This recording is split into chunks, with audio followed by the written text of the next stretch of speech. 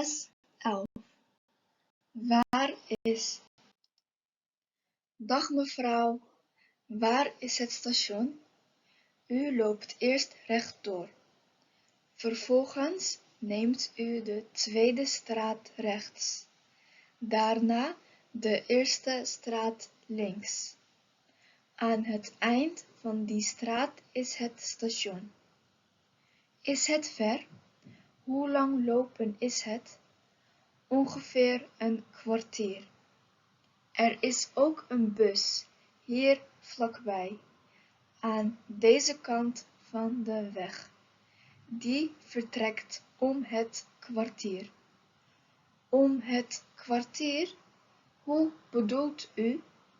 Ik bedoel, de bus komt elke 15 minuten langs, dus 4 keer per uur. Oh, dan loop ik liever, anders moet ik misschien wachten.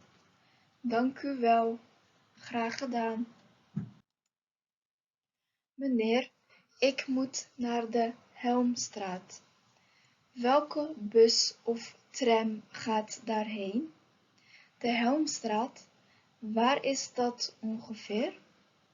Het is in de buurt van het station.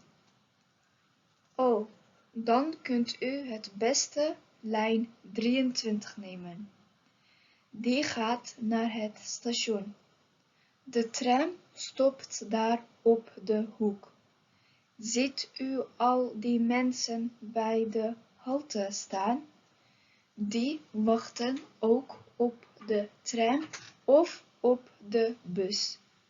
Het nummer staat voor op de tram en achter op de tram. En waar stap ik uit? Dat weet ik niet. Vraagt u dat maar aan de conducteur. Ik woon in Rotterdam. Morgen ga ik op bezoek bij vrienden. Ze wonen in Zoetermeer. Hoe ga je naar ze toe? Met de auto, de bus of misschien met de trein? Met de trein. Ik heb geen auto. Met de bus duurt het veel te lang. Die stopt overal. En met de trein? Eerst neem ik de Intercity naar Den Haag. Die stopt nergens tussen Rotterdam en Den Haag. In Den Haag stap ik over.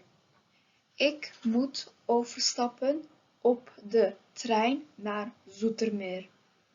Van welk perron vertrekt die trein? Weet je dat? Nee, maar overal in het station hangen schermen, bij de ingang, in de hal en ook op de perrons. Op die schermen vind je alle informatie. Alles staat daarop. Van welk perron de trein vertrekt en hoe laat, dus de tijden en ook de vertraging.